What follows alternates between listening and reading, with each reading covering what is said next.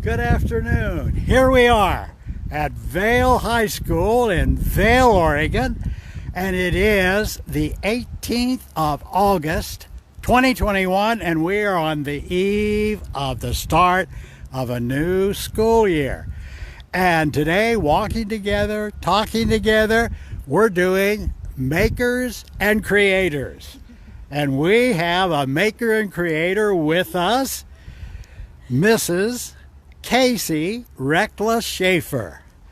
And, our production manager here, Carrie Winger, has us all scripted out. But, of course, I never stay with that. But I'll go with the first question at least. I remember you as a little girl coming in to the courtroom, and at times her mother would be recording, and she would be under the desk making drawings, beautiful drawings. So the question is, how did you get started?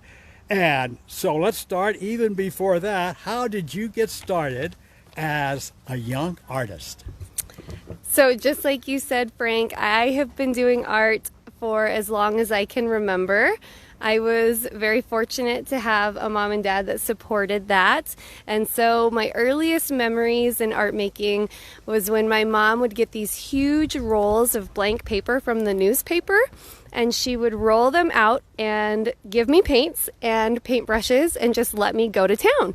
And so that's really how I started, was just gone from there. It has just gone from there, yes. And now you are the art teacher here at Vale High School. What are the big plans this year for art projects?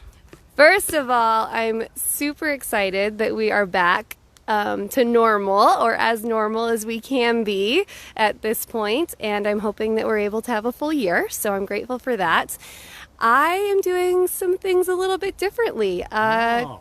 COVID and all of the changes gave me some opportunities to explore some different things. And so every art class is going to be divided into 3 different groups.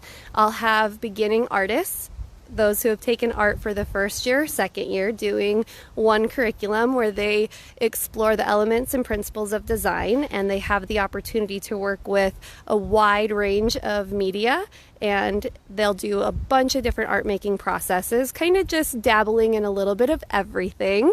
And then I'll have Art 3 and Art 4, students who have taken art for 3 years or 4 years, and I believe I only have one Art 4 student, someone who has actually decided to stay with me all 4 years of their high school career. But they're going to be working on bodies of art where they get to explore mediums that they maybe are more drawn to and subject matters that they're a little bit more interested in. My hope is that these students who are taking art in year 3 and year 4 could potentially go on to post-secondary educational establishments where they might need a body of artwork to show those professors or to apply for scholarships. So that's my hope. Well, and great. Yeah, Art Club is back. Art Club we are going to be looking for businesses. So if you're a business, get a hold of me. We want to bring back window painting.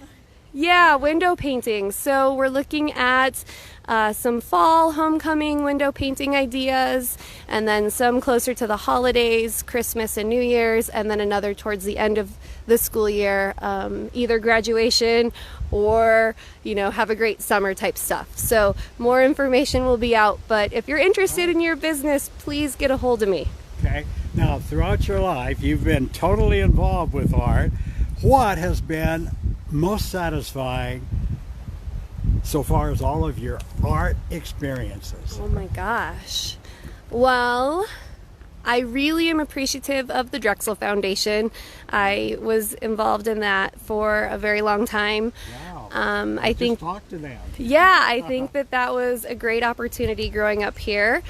I am just so thankful for everybody that nurtured my artistic talents. Rosemary Braniff with tap dancing, Billy Frost was my teacher, and she saw something in me from an early age, kindergarten, and was always a mentor. So I don't know if I necessarily have one moment. I just have this whole teamwork of people that have been super supportive. So we all stand on the shoulders of others, don't we? absolutely. You know, so far as, you know, we all would like to be artists. We wannabes. But what would your advice be to those who really want to get with it, but, you know, have maybe a little bit of trepidation about that? What are that? Yeah, so I do community paint classes in addition to my work here. And so that's a great way to kind of get your feet wet, because it's sort of like watching Bob Ross. I might not be as soothing as he is. I'm a little bit more animated at times, if you can't tell. But, you know, that's a great way to just come and have fun and kind of test the waters. I think more than anything, just having fun with it, having an open mind. For me, making art isn't so much about the end product as it is the process. I could get a roller and paint a wall, and the application of the paint itself is therapeutic enough as is, that I just think that a lot of people are surprised when they start making art how relaxing it is if they just go with it. It is nourishing, isn't it? Absolutely. Art is nourishing, and I assume you try to impart that to your students. Absolutely. Absolutely. Yeah, So yeah. that's, and how do you even go about doing that, letting them know the importance of art in our lives? Well, I think just explaining to them what I just said, that it's more about the process. And I think that it's really important to be open and honest with my art students about a lot of the failures that I have had, and sometimes how those failures are happy accidents, in the words of Bob Ross. You know, sometimes you do something and you think it's terrible, and someone else might see it as something that's beautiful. We spend a lot of time at the beginning of the year talking about, you know, what is art and the subjective nature of it. And so I really try to alleviate their hesitations and their reservations by, you know, just saying art is basically anything that you want it to be. And art doesn't even need to be about the outcome, it's about the process itself. So I just try to fill them with good thoughts and good vibes. Good thoughts. Well, you know, I was kind of reminded, it seems to be in your blood, and you said, for instance, your mother and father encouraged it. I couldn't help but think a few weeks ago, I was talking to your grandmother on her 90th birthday, and she was talking about a trip that she took way down to Mexico. A very momentous trip, as I recall, and that involved art. So, do you think it is? Maybe. I think maybe. My grandma is well known for her bulletin boards.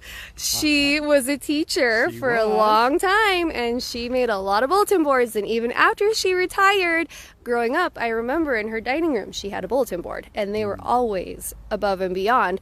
But, and I don't know, my mom might, I'm not like this, but my mom is super artistic. Oh, she is. She's very, very, very quilter artistic. too, I understand. She is. She's a quilter, but she can draw. She can paint. When I was little, she used to make all of the posters for my birthday parties, and I specifically remember a Big Bird poster that she did. She's super artistic also. Well, you know, we've been doing these about a year and a half, and we always end, you know, as an artist, from an artist's point of view, what can you say you are most grateful for when you get up in the morning and go to it? As far as an artist, I really put her on the spot. You did. That's a hard one. You know, every day. Maybe as a person. Yeah. Just you. Every day when I'm in bed, before I even open my eyes, I take a deep breath and I say to myself, I'm thankful for my breath. And I wiggle my toes and my body, and I say I'm thankful for my body, and I open my eyes and I say I'm thankful for this day. And that has really changed my perspective, because, you know, sometimes when your alarm clock goes off, you don't want to get out of bed sometimes. Hers goes off early. I can guarantee tomorrow morning she has a session, 5:30, yoga. So if you're interested in another form of art, stretching and doing all kinds of interesting things. She loves to have people join her, and she has good thoughts every day about what we should be mentally thinking about in order to get ready and stay positive. Yes. Right? Yep. So, Yep, absolutely. God bless all, and thank you so much being an artist in our community and contributing really for all of us. Thank you, Frank.